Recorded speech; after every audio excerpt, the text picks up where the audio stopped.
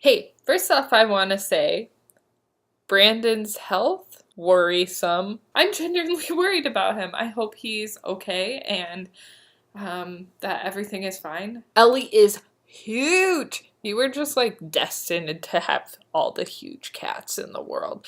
Either that or you're accidentally feeding them some weird psycho growth hormone. Also worrisome. In reference to your job, I think that if you can find something better, you should do that. You should find something better because you deserve a job that makes you freaking happy. It was a really good job for you during that time period. If you don't see yourself doing it forever, you don't want to do it forever, don't. Your life is going to be so much happier with that. And speaking of jobs and applying for jobs that you're not passionate about, it kind of sounded like Jenna Marbles in my head. I'm not. I had a very, very bad job interview.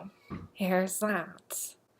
Let me tell you about the worst day of my life. No, I'm just kidding. It's not the worst day of my life. It is the worst day since being to Portland, which isn't saying much because every day has been pretty dang good. This was Thursday, and I had an interview set up, and the interview was set up by the person who wanted to interview me. Like, I did not even apply for this job. They contacted me and they were like, hey, you seem like a good fit. Why don't you come in? We can interview you. And I'm like, perfect. This is a bad assumption, but in my mind, I already had the job. It wasn't really necessarily even a job I was like super wanting. How they explained it is that there were teachers who would lead kids in music and art and like physical activity, but it has like a lot of like play equipment and stuff and all this music stuff that like helps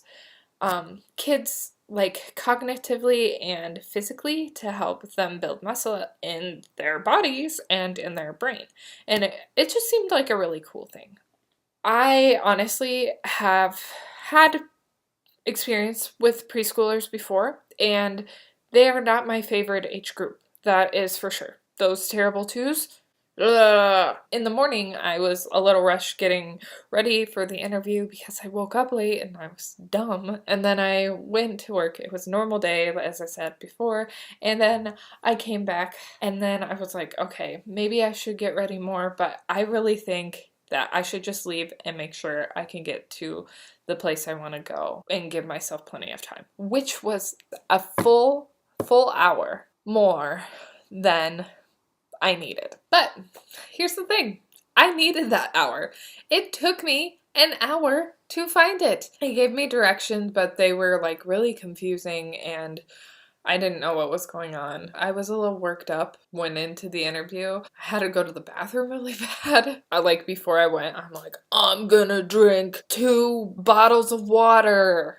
So went in there and I was like, hey, I have to go to the bathroom. Cool. So then I like met the owner.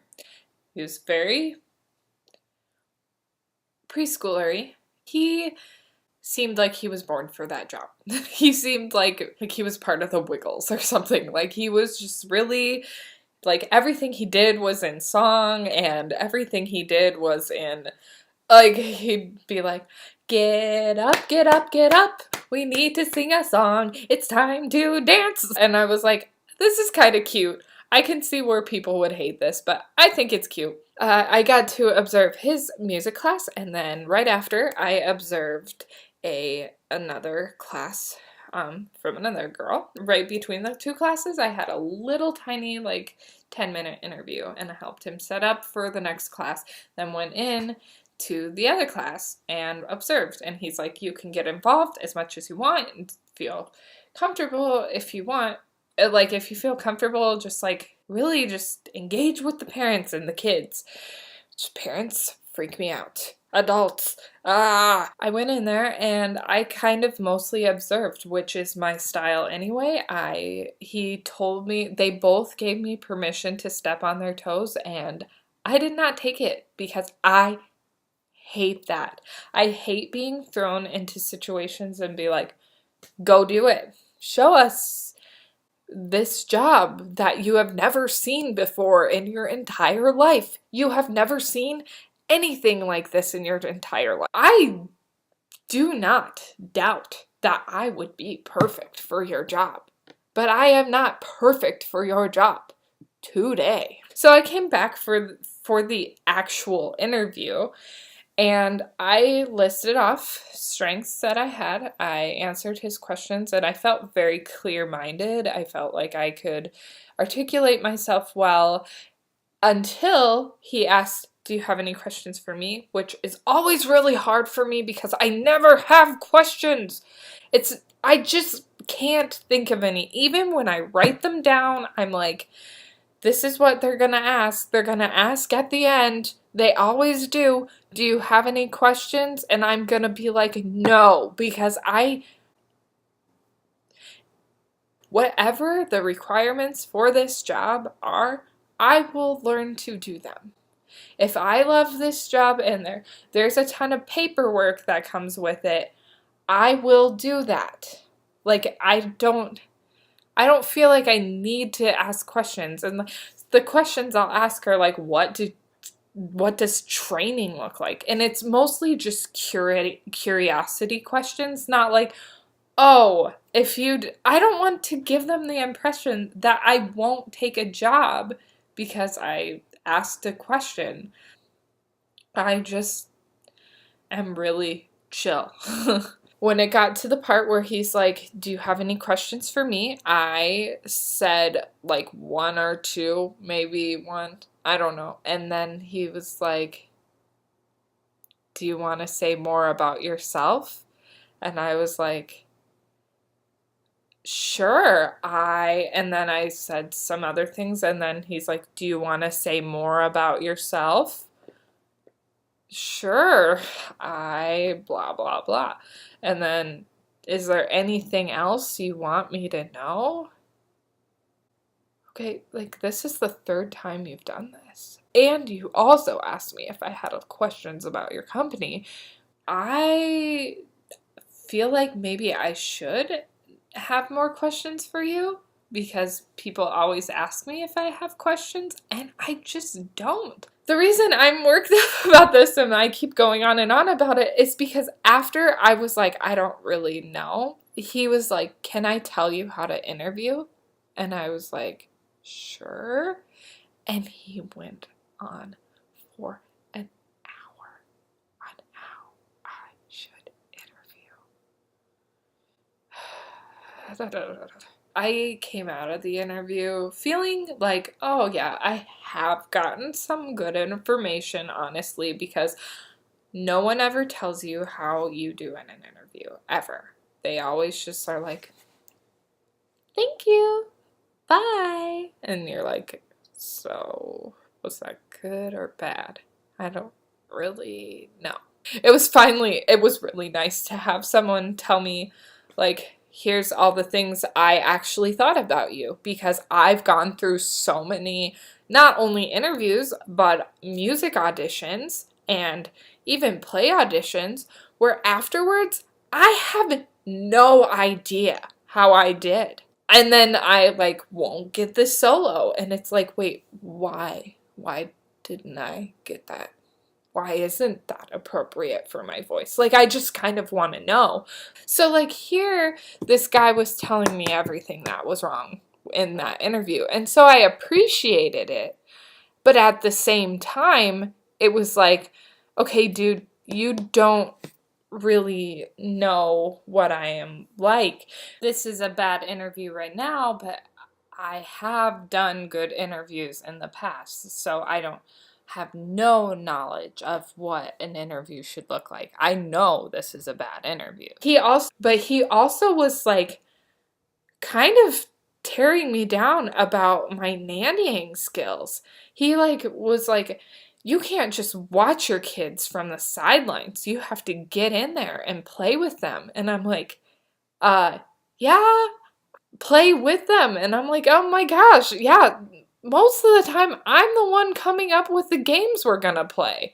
I actually had to make a rule where I couldn't be the one who came up with the game every time because it was really sucking all my creativity out and I just didn't to do. So I got done with this interview and I felt really crushed. I had a nanny after that and I felt really defeated and awful. And I felt like I was gonna cry, and when I played with them, I was like, I just want this day to be over because I think I'm a bad nanny, but I knew I wasn't. Now I'm gonna tell you about the best day I've had since I've been here.